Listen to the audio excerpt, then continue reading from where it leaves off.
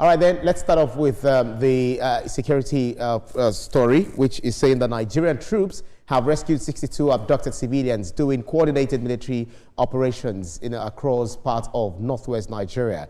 The operation carried out in bandits-affected areas of Zamfara and Kebbi State led to the neutralization of 2 armed bandits and the destruction of several hideouts. Security sources say the rescued victims had been held for days in forest camps before troops moved in following intelligence reports. The victims are currently receiving medical attention and will be reunited with their families. The military says operations against kidnapping gangs and other criminal groups in the region are ongoing as authorities intensify efforts to restore safety and stability across northwest Nigeria. We've got some tweets on this. Well, Daddy Asta, that's Ibrahim Daddy G, saying, great news. Our troops are really stepping up. If we keep teaming up with the West, especially the U.S., we'll be unstoppable in the fight against terrorism. And then Ajiboye Oluwaseun says, our military is silently achieving great things. More wins for you. Okay, so Mr. Showomi, let me start off with you. Looking at the troops, Nigerian troops making, gaining strides against the terrorists and fighting them, dealing with them decisively. I think it's good news, despite some of the inconsistencies that we mentioned during the newspaper review. Yeah, there is no doubt that we are beginning to see the fruits of not compromising or negotiating with terrorists. There's no doubt about that. We shouldn't send or give them mixed messages while negotiating on one part, at the same time trying to hound them down. Now, the military are doing a fantastic job. So also, the DSS, I mean, it's a joint security agencies effort that could lead to this. And we need more of this. That's what Nigerians want to see. Of course, that's what Nigerians need to see. That's what they deserve to see, because they deserve peace, and not the recent insecurity that we've been seeing. I've said it over a period of times. We need to stop the negotiation with these terrorists because it gives them some sort of power, over us. At the end of the day, they're criminals and they should be treated like criminals. I also believe that if we work together, with the West and we use a lot of intelligence, because trust me, Ibrahim, it's going to be very difficult to get these people without intelligence. We need to understand that with good intelligence, we'll be able to finally eradicate the insecurity that we see in Nigeria. Every day we keep speaking about it. We just spoke about the one, that happened in Kaduna, where Abba Yusuf has even gone to, speak to, Ubasani, has gone to speak to, some of the families that lost their people, some of the families that they've abducted their people. It's quite a sad one. So I believe that if this collaboration with the West will work hand in hand to just make sure that we finally eradicate this and we use intelligence. I cannot overemphasize intelligence and technology.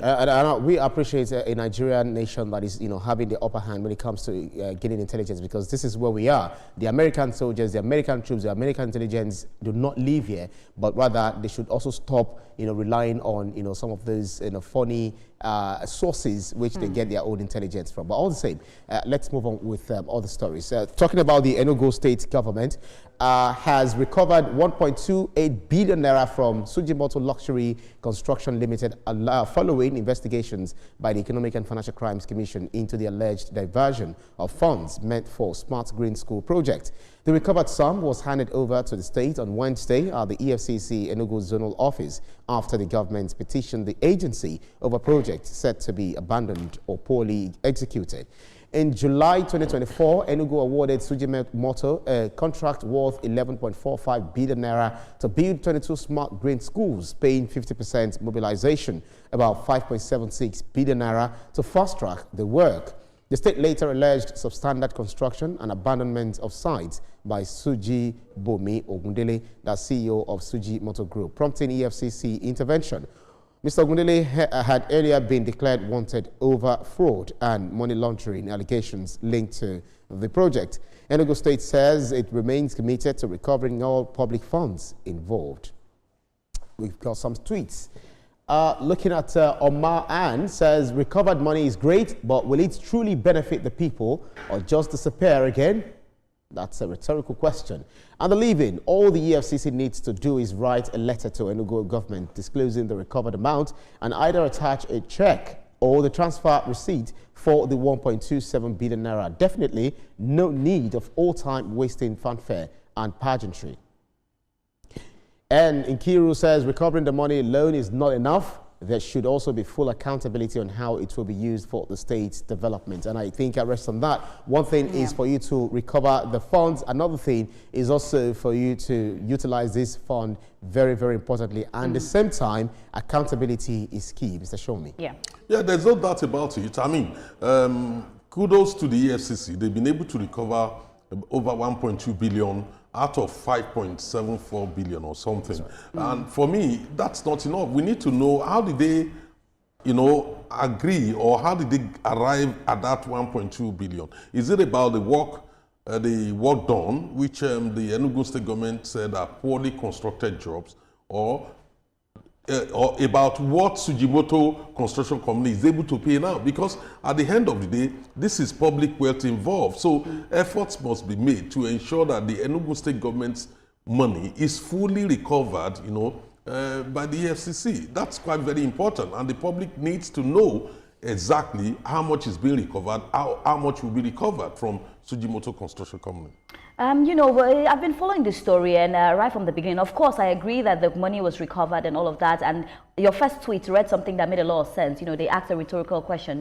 This money that is recovered, what's it going to be used for? Is it going to be used for infrastructure? Is it going to be used, just to make Enugu better, or go into another place that we cannot talk about? But talking about this Sujimoto story, he, on his own defense, he also came out to speak about the fact that, monies were paid, time had gone, a lot of things became higher and all of that. So I'm waiting to hear from Sujimoto before I finally, draw a conclusion to this, because I know that he's coming out to speak very soon, and I know that there was some compelling of money that he had to pay, which he was compelled to, but there is a lot he has to say, and that's why I want to keep my fingers crossed and follow this story closely, because I know that he had already started, the job. So are they asking him to refund fully? Those are things that Sujimoto will state to us. Absolutely. It's an ongoing investigation and conversation. We'll see how these definitely, pan out at the end of the day. All right, then let's move on to very interesting, twist now. Billionaire businessman Dr. Adedeji Adeleke, who is known for rarely speaking publicly on family matters, has broken his silence on a long-running paternity claim involving his son, music star Davido. Speaking during a press briefing that has since gone viral, Mr. Adeleke said multiple DNA tests conducted since 2014 showed zero probability that Davido fathered the child at the center of the dispute. The unusual intervention follows renewed attention after a 12-year-old girl identified as Anu Mitchell Adeleke appealed earlier this month for a fresh DNA test. Adedeji Adeleke said the family went to great lengths to verify the claim and would have accepted the child without hesitation if the results had proven otherwise. 14 grandchildren. So what will one more do? Is it that I will not be able to afford to do things for her, or bring her into my family? But there's science. DNA. If you say you are my granddaughter, and the science has proven that you are my granddaughter, I will gladly accept her. So let me tell you the story of how And now talking about this story, the controversy dates back to allegations by Ayo Labinjo, who claimed she had a relationship with Davido early in his career. Davido has maintained that several DNA tests have already been carried out, all indicating the child is not his daughter. For now, the family insists the matter has been settled by science. Okay, so what are Nigerians saying? We have Big Daddy Sport says, can those women rest now? Imagine after 5 DNA tests and they are still dragging Davido into accepting a child that's not his. The mother must know the real father and decides to continue to do this. And also, Mayana Bez says, still don't believe Davido DNA test with the Anu lady is true. Can the test be done afresh or fresh at the independent facility with good reputation, whether in Nigeria or outside Nigeria? We all know how many rules in Nigeria, and anyone with money can usually buy their way. Lastly, Ecstasy, the Lord has done it, says even with Davido's father's press conference, receipts, and all the proof that his child is clearly not an Adeleke, some of you all are still begging for another DNA. Do you have a comprehension problem? Leave the Adeleke family alone. Well, you see people taking sides, some doing it out of love sentiment, for the Adelekes. Others are saying, come on, you need to consider the mental health of this young lady. But there are so many questions to also ask. What about the mother? They said a woman knows who the father of the child or the children actually truly is. But what's going on here, Mr. Shomi? What do you think? If you look at all the comments, it actually reflects the divide, the schism. Some are supporting the Adeleke's family, some are supporting the mother of that poor girl who today now is a victim in all this. This girl is alive. She didn't force anybody to bring her to life, whether she's an Adeleke or she's from another father. The mother needs to clear this up. If they've done DNA test and the DNA test is saying she's not an Adeleke, then the mother needs to think about and reflect more about her past role in contact with other men. The fact of the matter is it is highly unfair and unacceptable that this girl should be in this situation. She has no control over what both parties are saying, but the public will never forget the image and things being written about this girl or being said about the girl today. It's very sad because in this case, the girl is just the victim, which is really sad to me because she's quite a young girl. Normally Davido's father never comes out to speak. I was even surprised when I saw that video yesterday because he never comes out to, speak about rumors. But him coming out to say that, and he made one statement which is very vital. I have 14 grandchildren, so adding one would definitely not be a problem.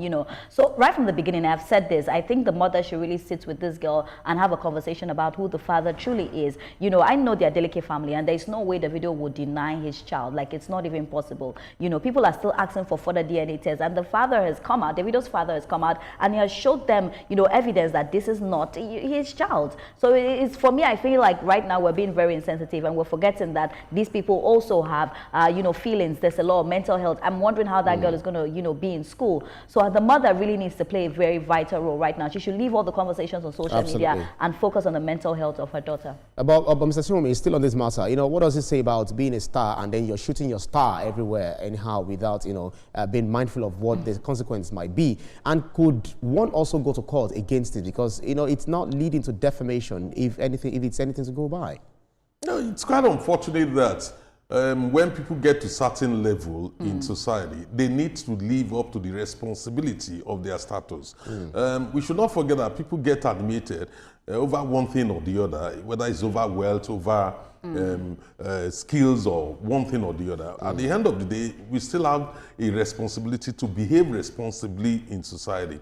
Having multiple relationships leading to conflicting claims over paternity, it's totally, for me, I don't think that's the right approach for people who are seen to be celebrity and they're supposed to be, image maker for the country. So if you go abroad, you see a lot of this problem in United States, and at times the celebrity gets the bad side of it, they hold the bad end of it. So I think it's something that we don't need to slow down on.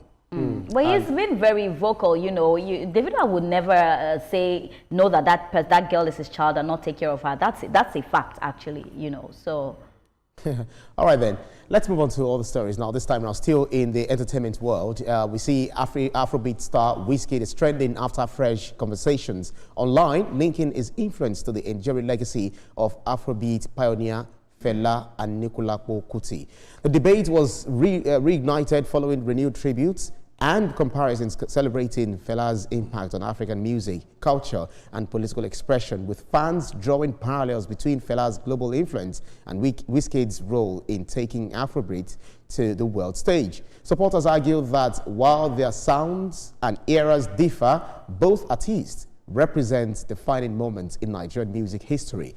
Fela as a revolutionary voice of his time and Wizkid as a global ambassador of modern Afrobeats. Others caution against direct comparisons, insisting that Fela's music was deeply rooted in activism and resistance, while Wizkid's impact is largely commercial and cultural.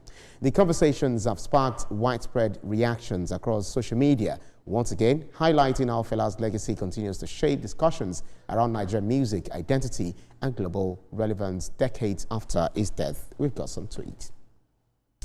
And Sikiru Adikpoju is saying, Oh, now I understand. Fela's family are sad that Wizkid's legacy has superseded their dad's. Now they are scared the name Fela might go into extinction since none of them are great enough to carry the legacy. Such a poor side.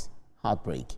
And Daniel Rega says Wizkid isn't the new Fela and never will be. He's done a lot in and for the industry since his come up days. His impact, like many others, is undeniable, but no one is touching Fela's legacy, especially not artists from this generation that have simply commercialized music. So we've seen, this forth and back all together. But then, I remember the last time we had this conversation, Mr. Shomi, you were saying that we're drawing the lines, between Fela and Niku Lapokuti and that of Wizkid, that it's a parallel line, it can never meet. One is cultural, the other one is more philosophical. But do you think this debate is actually needed in the first place? Yeah, I think if you look at that debate, it's very healthy. It's important for Wizkid to understand that, look, Fela was not an entertainer. Fela was a visionary, a philosopher, a man who saw music as a tool to revolutionize the consciousness of Nigerians. That's It right. became the social conscience of the nation. It became the mirror of our country when it comes to excesses of military government. I mean, to the extent that Fela took it to a different level. He chose that, look, there is no point in keeping quiet when people are being abused or there are sufferings in the country. He spoke about the future, and therefore there is no basis for any comparison. Wizkid is a very brilliant entertainer artist, and I love his music. The music is good, but at the end of the day, there is no basis. Fela holds the record of producing over 52 records. No other artist has ever achieved that in life, and I doubt whether Wizkid can produce 52 records in today's world. It's so sad that Seun Kuti has just dragged his father into this kind of mud, because he started the whole conversation on social media. These are two people that you cannot compare. Fela right. is a legend. Everybody talks about him. Everybody talks about how he was a visionary. Wizkid is a fantastic singer, a fantastic artist on the other hand. But what this tells me is that even we need a lot of history in Nigeria, because a lot of people on social media are just saying different things. They do not even understand the impact, Fela has made in the music industry, because they're even comparing Fela to Wizkid. It's quite absurd to me, because this is a legend, this is a kingmaker. Even Wizkid, has Fela tattoos on his hand. Even Wizkid has spoken about how he draws his inspiration from Fela. Burna Boy, like, which artist will tell me that they are not really getting inspiration from this person? His legacy continues to live on. So I feel like Seun Kuti just came on social media and he just dragged the father and dragged the whole Fela family into the mud. But one thing I learned from this is that we need a lot of history in Nigeria. Our young ones need to understand and know who some certain people are, because when you see the kind of tweets on social media, I feel like you people don't know Fela. It's obvious you don't know him, because if you know him, there is no way you will not be saying, oh, Wizkid is better than Fela. Like, it's not something to even compare. Absolutely. Let those who like Wizkid, love Wizkid, and let those who love Fela keep Fela in, all together. There should be no fight, no rancor whatsoever.